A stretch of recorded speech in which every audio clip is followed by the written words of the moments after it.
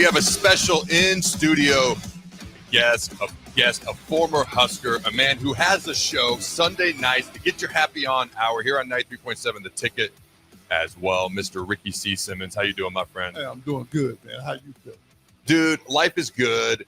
So I know a lot of people are aware of your story and your 15 plus years of sobriety. Yes, but sir. for those who haven't heard it, would you mind sharing it with the fine folks at home? Because there's a lot of cool components to it. You would meet weekly with Osborne, et cetera, but I'll let you share the story. Well, it's real simple. I want your audience to understand something. I am a speaker first, and what I do is I try to use my story to inspire others, not to make the mistakes that I made. I like a lot of humor.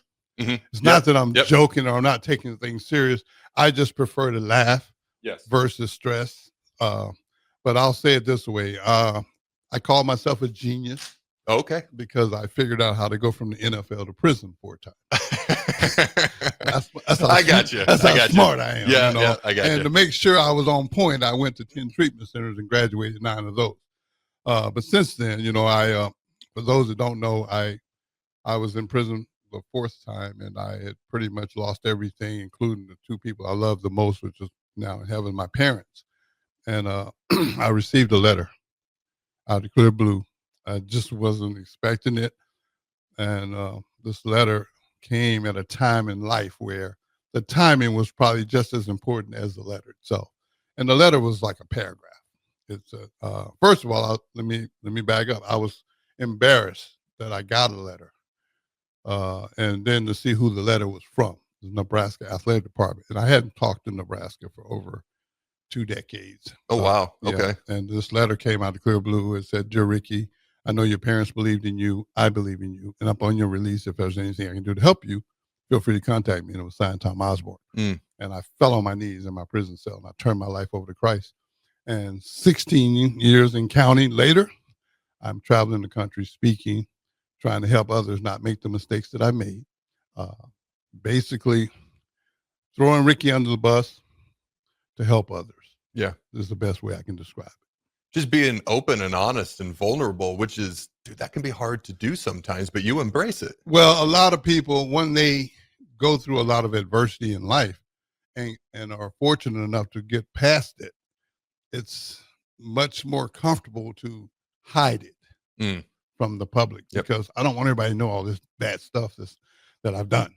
I just got a different approach because, like I said, 16 years ago, when I turned my life around, I dedicated the rest of whatever time I have left on earth to making my parents, who are both in heaven, proud of me. And in order to make them proud of me, then I have to go out and do these things that a lot of people would call embarrassing or uncomfortable.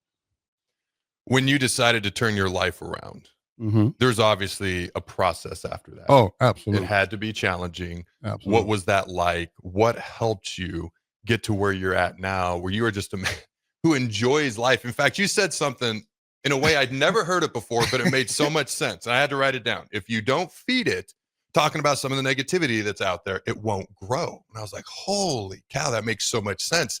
We'll get back to that, but talk to me about the process and what that was like and what helped you. Well, the process, it started off with, like I said, 16 years ago, Coach Osborne, still the AD at the time, going and visiting him and thanking him.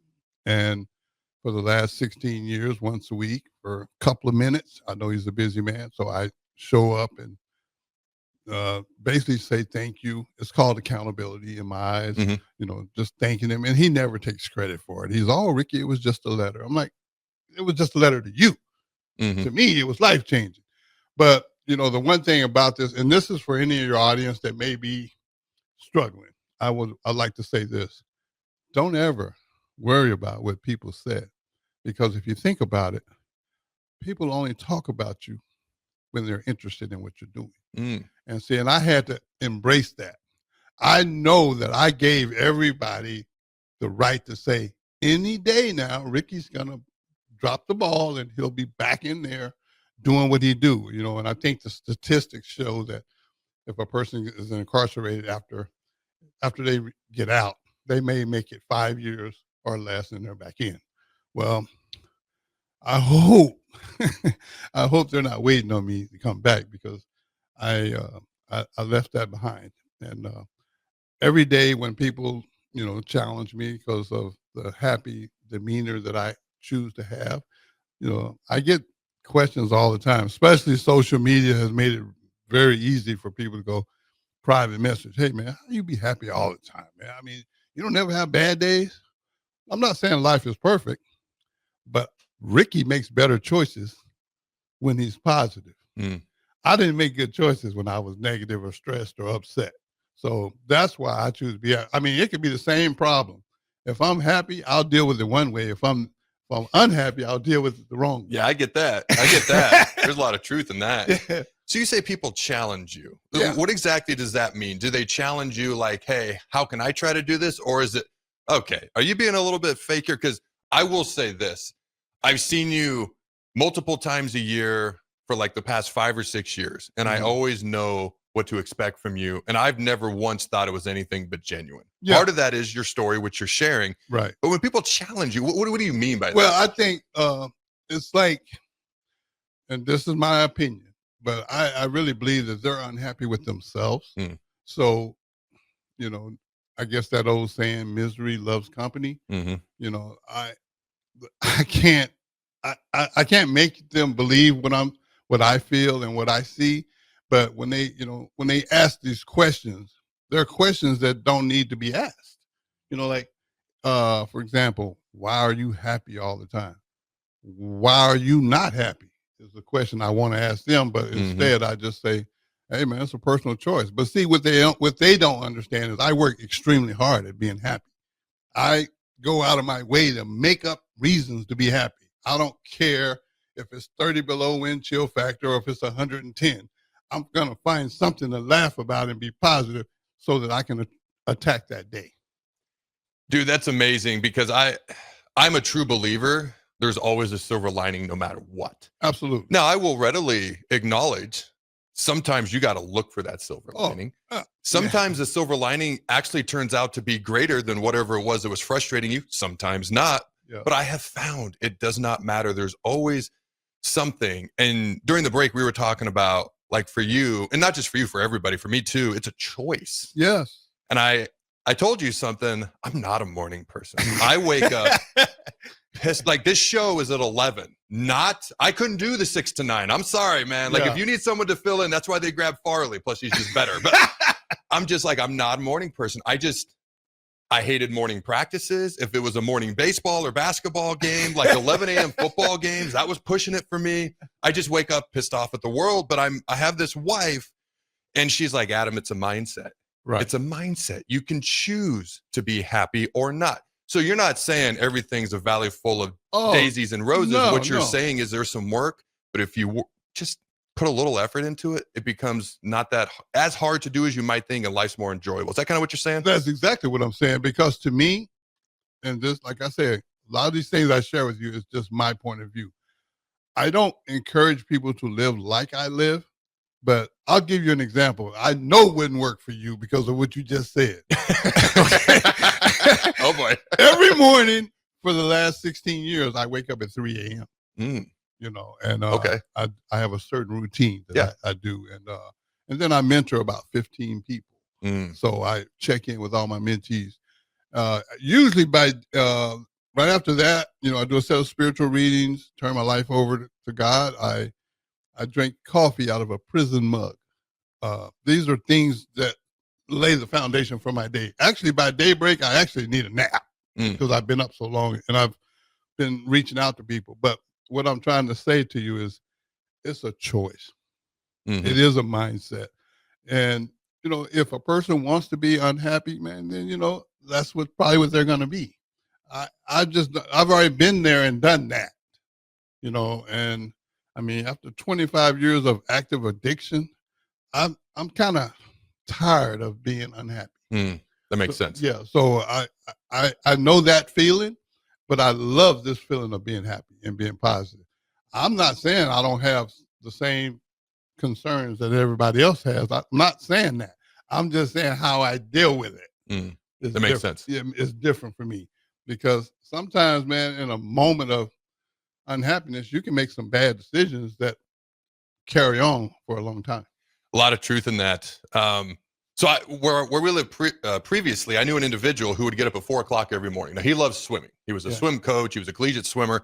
And there was a local lake there. He would get up, put on a bodysuit. This was Colorado. This was, unless the lake was frozen over, he would go and he'd swim that lake every morning at 4 a.m. Wow. And he went to bed at 8. So my question for you is, what time do you go to bed if you're getting up at 3? I usually go to bed at 6 unless I have a appointment or an engagement. I got you. Yeah. Okay. I mean, I don't care if it doesn't get dark till 9 o'clock.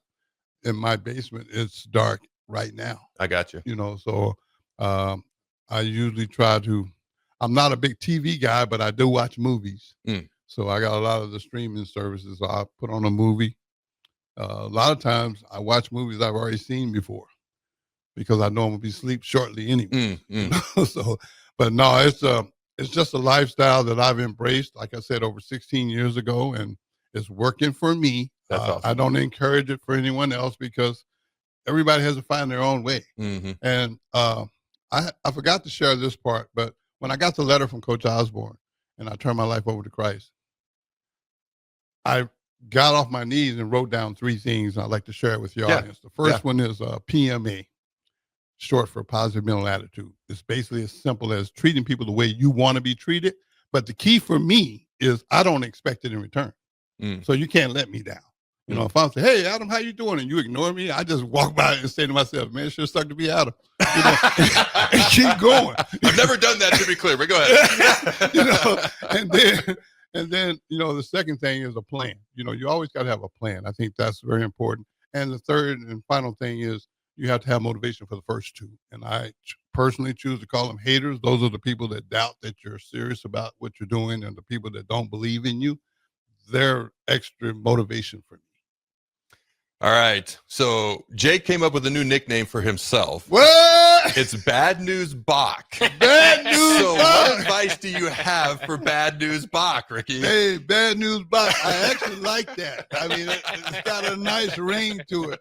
And plus, Jake's my producer, too. So you're not going to get me to say nothing bad. I got you. But I will say this, man. I just think it's catchy. It is catchy. Yeah, it is very catchy. So I see you doing big things, Jake. I ain't a hater. I'm a congratulator. I like it. All right, last question I got for you. You have, as we mentioned earlier, Get Your Happy On Our show here on the Ticket Sunday nights. What is that time? And you're having a special guest here. Is this Sunday? Yes, this coming Sunday. Go ahead and talk about it. It's actually 8 to 9 every Sunday night. Last week, I was very fortunate to have Steve Sipple as a guest, and that was really, really fun. Steve's a very good friend, and he supported me a long time. I would say back in like 2012, 2013, when I was just really getting started. I had only been in recovery for a couple of years, and Steve believed in me and did a nice article on me. But this coming Sunday night, I got Jason Peter, and I'm very excited about that because I know we've had similar paths, and we're going to try to encourage some people, inspire some people with some just down-home honesty. Dude, I've got to make sure I tune in for that. I can only imagine what that conversation is going to be like. Yeah. So, folks, tune in this Sunday night here on the Ticket, 8 to 9 p.m. Central Time. Thank you for joining me, my man. Well, thank you for having me. And Bad News, Bob. Hey, man, I like it. I like it, Bob.